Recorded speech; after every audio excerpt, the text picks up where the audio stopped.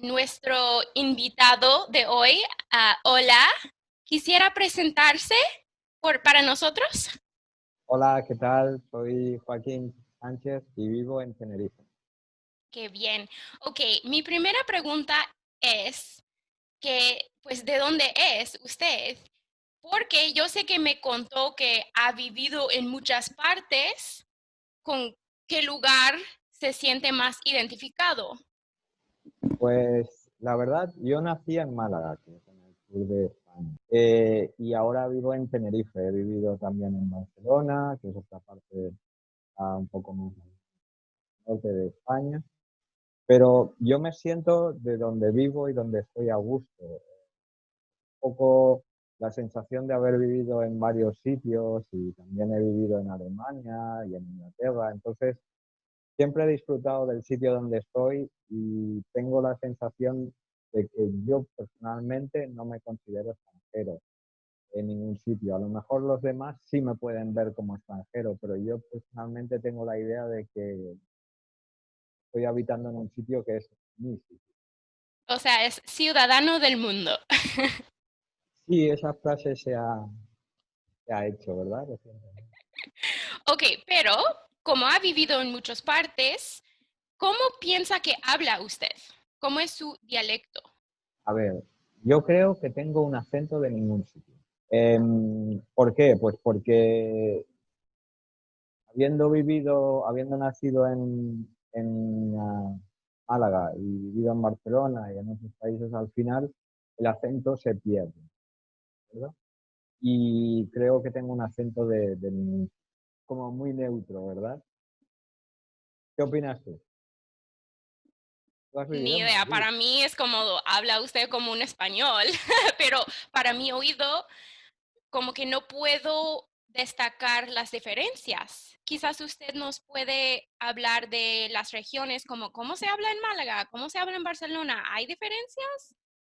Vale, sí, en Andalucía el acento es, por ejemplo, si yo digo, pues aire acondicionado, hay mucha gente que dice aire acondicionado y evita la última sílaba, eh, poner la DO. En Cataluña se tiene otra entonación. Mm, Eso es así, pero yo es que tampoco soy muy bueno imitando acentos. O sea que no Entonces, puede imitar la diferencia en entonación. no, no puedo. El único acento que me atrevería a imitar sería el mexicano, pero tengo que estar muy tranquilo y tal, porque el acento mexicano sí que es un acento muy, muy marcado. O sea, diría que es su acento favorito. Yo es que no hay acentos favoritos.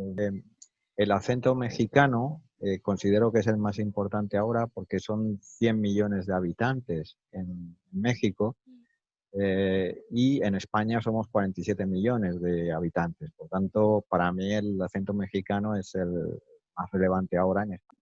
Entonces, como mencionó que cortan la última sílaba en Málaga, en Andalucía, ¿hay otras cosas que hacen? No, el acento digamos que es muy diferente. Por ejemplo, es más parecido al sudamericano en el sentido que hay muchas veces que la Z se pronuncia también S, eh, como en Canarias es la Z la hacemos S en muchos casos. Es decir, son diferencias, pero tampoco son muy notables. Digamos que un español puede entender todos los acentos de todos sitios. Mm. Y, por ejemplo, pues el acento argentino, marcado también, el acento mexicano es más marcado y también tienen palabras que la usan de manera diferente, como seguramente tú sabes, pues, por ejemplo, carro, en mexicano es coche y nosotros lo utilizamos pues bien para carrito de la compra o para un carro antiguo. Yo, por ejemplo, cuando escucho a un mexicano, casi dirías inmediatamente que sé que es un mexicano. Cuando escucho a un argentino, sí que sé directamente que es un argentino.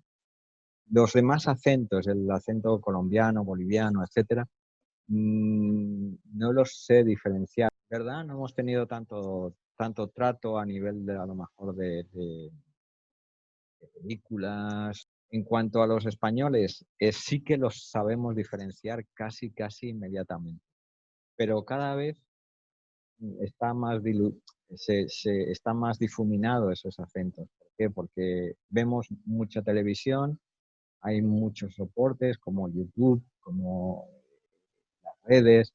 Entonces, la juventud no se relaciona solamente en el ambiente de su casa, se relaciona pues con personas de cualquier región. Entonces, yo lo que veo es que cada vez se está perdiendo más. Y no por voluntad de las partes, no por voluntad de los propios habitantes, sino por el hecho de que estamos viendo en YouTube, etcétera, cada vez las palabras son más compartidas entre todo el mundo de habla española o entre todo el mundo de habla inglesa, etcétera. Entonces eso yo creo que nos está haciendo que se difumine un poco la importancia de los acentos. Entonces, ¿usted Ahora, cree que antes España tenía como dialectos muy notables de las regiones? sí, antes yo creo que estaban más marcados los acentos. Sin embargo, ahora creo que un poco menos. Y yo no soy un lingüista, pero entiendo que al paso que vamos puede perderse Ujú. esos acentos tan marcados. Nos relacionamos entre todos ya, no es como antes, ahora estamos todos interconectados gracias a Internet. Relacionabas con tu familia y el entorno de tu trabajo y esas conexiones eran muy locales, porque excepcionalmente pues tratabas con un extranjero o con una persona de otro país. Ahora yo creo que la norma es tratar con una persona de otro país, ¿verdad? Como no puede pensar tanto en cosas lingüísticas, quizás nos puede contar un poco de las regiones de España, quizás, no sé, de lo que pueda pensar y que quisiera compartir con nosotros. Vale, pues bien, yo ahora vivo en Canarias. Canarias es una región que está muy próxima a África y que tiene un clima excepcional por la situación en el mundo de la región, en Canarias. Deberíamos de tener temperaturas muy próximas a las del Sáhara, que es el desierto. Y sin embargo, la ayuda de vientos constantes es lo que hace que tengamos casi una primavera durante todo el año. Perdón, ¿cómo se llaman los vientos? Los vientos se llaman alisios. Oh, Correcto, eso hace que pues en la parte norte de nuestras islas haya vegetación y en la parte sur, donde ya no llega tanta humedad de las nubes, pues, pero en general el clima es excelente. La industria principal es el turismo. Creo que muchos ingleses, muchos alemanes tienen parte de su corazón en Canarias, porque claro, el clima de Canarias les hace vivir, el sol les hace disfrutar y vivir muchas veces ese clima que no pueden disfrutar en su país. En su país tienen industria, tienen bienestar, pero les falta algo tan necesario para todos. Nosotros aquí vivimos maravillosamente en el sentido que se puede tener una playa cerca y demás. En otras regiones de España, nuestro folclore es un folclore muy particular. Canarias es un archipiélago, estado aislada, y es un folclore muy propio de Canarias. Son canciones que muy propias. Insisto, es que yo tampoco al no ser de aquí, pues, pero si alguno está interesado, pues puede mirar en folclore. Y Andalucía, por ejemplo, el folclore, el cante típico es el flamenco, que es conocido yo creo en todo el mundo, ¿verdad? Eh, Últimamente es más conocido por las mezclas también. ¿El eh, pescado de Málaga lo has probado? ¿El pescado de Andalucía? justo estaba yo pensando en cómo se llamaba eso. ¿El pescadito frito? Eso, yo pensaba, es el pescado que tiene como sal, lo cocinan con un sal. Sí, has visto que hay lo que se llaman espetos. Eso también.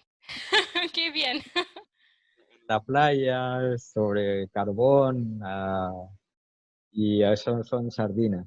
Y después hay un pescado pequeño, es un pescado que son eh, normalmente de tamaño pequeño y que frito con harina de garbanzo es este. Después en Valencia es conocida pues por la paella, que es conocida eh, toda España por la paella. Tú sabes que la paella es un plato de arroz con marisco, con carne. Y bueno, Galicia es conocida por mariscos, por pulpos, por toda esa. Ujú. Em, y eso es un poco un resumen. Entonces, ¿qué tal el norte como en Galicia? ¿Cómo es ahí? La parte de Galicia es mucho más húmeda y el norte de España es mucho más húmedo que el sur. Entonces, hay pasajes maravillosos. Yo, Galicia, yo personalmente no he estado en la parte de Asturias. Es impresionante. Si alguna persona está interesado, puede mirar los lagos de Covadonga para ver paisajes sinceramente maravillosos. Y de Asturias se dice que es la cuna de España, porque España estuvo casi toda invadida por los árabes en las Asturias, y ahí salió, digamos, ahora de eso no se puede hablar mucho porque como toda la historia se está revisando. El norte es, digamos, mucho más verde y los paisajes son siempre mucho más verdes. Estaba yo pensando en que en España, ¿no es cierto que tienen unos dialectos o quizás se consideran idiomas propios como ¿cómo es en el País Catalán, Vasco, ajá, en Cataluña? sí, en ningún caso se pueden considerar dialectos. Por ejemplo, el vasco, que se habla en el País Vasco únicamente, es una lengua que todo el mundo está investigando el origen, porque no tiene nada que ver en absoluto con el latín, que es la base del español. Mm. Entonces, hasta donde yo sé, que tampoco soy un especialista, pero hasta donde yo sé, el vasco tiene un origen desconocido. Entonces hay diversas teorías, pero es absolutamente diferente al español. No tiene nada que ver ni con el español, ni con el francés, ni con el inglés, que serían las zonas por proximidad eh, que aparentemente podrían haber influido, pero no tiene nada que ver ni con España, ni con Francia, Wow. ni con Inglaterra. Entonces es absolutamente diferente. Y después en Cataluña y en Galicia sí que se hablan idiomas diferenciados. En Cataluña se habla el catalán y en Galicia se habla el gallego. En ambos casos el origen es claramente el latín, Mm. la que estamos pues unidos por una base común. Eh, digamos que no es para una persona que lo haya oído un cierto número de veces, pues se habitúa al catalán y lo puede entender.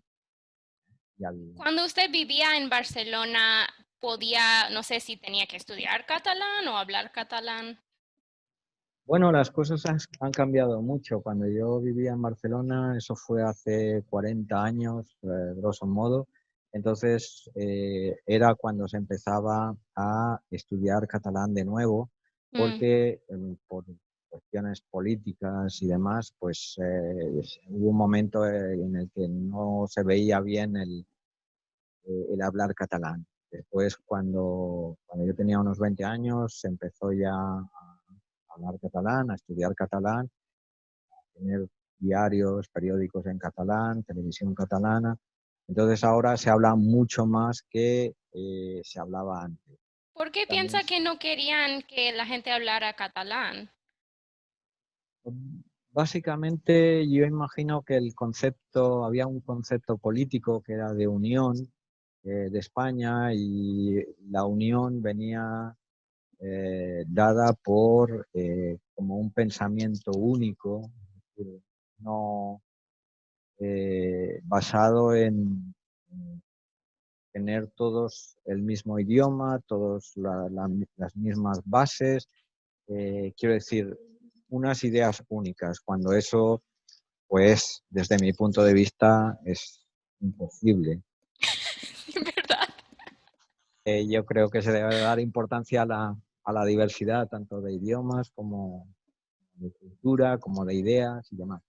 El caso es que lo intentaron y durante un tiempo supongo que funcionó, pero claro, cuando ya digamos, el dictador o ese régimen político dejó de existir, pues evidentemente todo el mundo sacó pues, lo que tiene dentro, que es la cultura que ha tenido desde pequeño, ¿no? Es catalán, su mamá le habrá hablado en catalán y él tendrá el catalán en familia, eso se hablaba en familia y después a nivel negocios pues a lo mejor no hablaban tanto. Bueno, con eso quiero preguntar, si usted está en otro país, ¿cómo reconoce a otro español? Mi experiencia es que es muy simple en eso, porque sí, Analía, es que es impresionante. Es decir, tú puedes estar en una parte de un mercado, por ejemplo, pero oyes un ritmo, una entonación y dices, hay un español cerca o hay un mexicano cerca. Es que es algo natural. El oído te dice que estás cerca de una persona que habla tu idioma. Es curioso, a mí me pasa muy natural. No sé si a ti te pasa, es decir, cuando sales fuera y oyes un americano, oyes un acento español, es que lo oyes y parece que esté hablando más alto que los demás en el lugar donde estés y no, simplemente es que lo estás, naturalmente te llama la atención. Exacto. No hay otras cosas como físicas quizás que señala que es un español? Ah, sí, no, sí hay rasgos físicos. Por ejemplo, a mí en Alemania todo el mundo sabía que era extranjero. No sabían si era árabe o si era latino o si era español. Pero todo el mundo sabía que era extranjero porque ahora tengo el pelo más blanco, pero antes lo tenía negro. Entonces, el pelo oscuro y un tono de piel morena en Alemania ahora se ve más porque, insisto, cada vez la multiculturalidad es un hecho más. Y sin embargo, antes no se veía. Entonces, claramente te llama la atención, pues a lo mejor el tamaño. Nosotros, por ejemplo, somos más bajos que los holandeses como media, pero habrá gente mucho más alta que los holandeses, pero en general, más o menos, nos parece que por rasgos físicos sí que podríamos hacernos, pero tampoco tanto. Vamos, yo si oigo un tono de voz, sí que me parece que los conocemos. Y quizás hay un rasgo de personalidad que tienen los españoles. ¿Qué piensa? Sí, pero yo, por ejemplo, habiendo nacido en el sur de España, casi me considero culturalmente más cercano a países donde la familia es muy importante, etcétera. En el norte de España a lo mejor no lo es tanto, cada vez se ha europeizado más, pero los cambios, digamos que los cambios son continuos, ¿no? Mientras que antes, culturalmente, a lo mejor sí que había distancias en cuanto a una persona del sur y una persona del norte en España. Yo creo que cada vez menos, pero es una opinión. Ten en cuenta que sobre esto puede haber mil opiniones diferentes y realmente cada familia es un mundo. Mm, exacto. Entonces, ¿cómo es la gente? Es simpático? ¿Es, Sí, yo qué sé? para mí el carácter español es el carácter, digamos, del sur. Es un carácter muy abierto, un carácter que anima a estar en familia y, bueno, de la misma forma se puede considerar que al aceptar a tanta gente próxima, se puede decir que se podría decir, se podría ver como que es algo más superficial. Tipo, para Mm, tanta gente, pues hay un poco de superficial. ujú. En el norte se podría decir que es diferente, en el sentido que cuesta más entrar en relación. Ok, Perfecto. otra pregunta. Hay unas expresiones que son muy de España. Refieres a refranes, ¿no? Por ejemplo, No una sé, que se está utilizando ahora mucho es buen finde. No sé si sabes lo que significa. como buen fin de semana. Ah, sí. Simplemente lo empezó a decir la gente joven y ahora pues lo dice todo el mundo. Yo no lo oí y de repente lo decía todo el mundo. Buen finde. Ya casi nadie dice buen fin de semana. Como que cuesta tanto decir semana. Y ahora, no sé, sobre refranes hay miles, por ejemplo, quien a buen árbol se arrima, buena sombra le cobija. ¿Lo has oído este? No. ¿Qué quiere decir? Que te tienes que relacionar con buenas personas para tener buenas vibraciones y buen todo. Es decir, quien a buen árbol se arrima, buena sombra le cobija. Eso es como dime con quién andas y te digo quién eres o algo así. Es un dicho que he escuchado. Sí, básicamente sí, el que tú comentas también va en la sensación de que con las amistades que vas, pues vas a tener seguramente ese mismo carácter o vas a ser lo mismo, ¿no?